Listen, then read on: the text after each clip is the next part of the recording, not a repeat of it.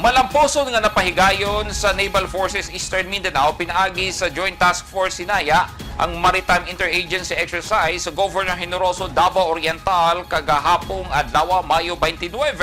Gihimo ang pagbansay aron mapalambo ang kolaborasyon ug interoperability tali sa key maritime stakeholders ng Eastern Mindanao. Nagsilbi sab kining usa ka platform aron maiusa ang pagpaningkamot sa mga AFP, PCG, BFAR, PNP Maritime ug ubang civilian agencies sa pagtubag sa emerging maritime threats ug pagbantay sa strategic maritime terrain.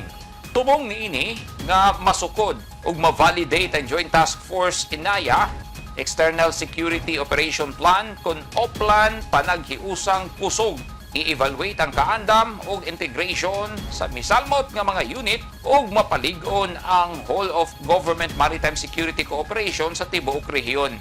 Duha ka adlaw gihimo ang maritime interagency exercise.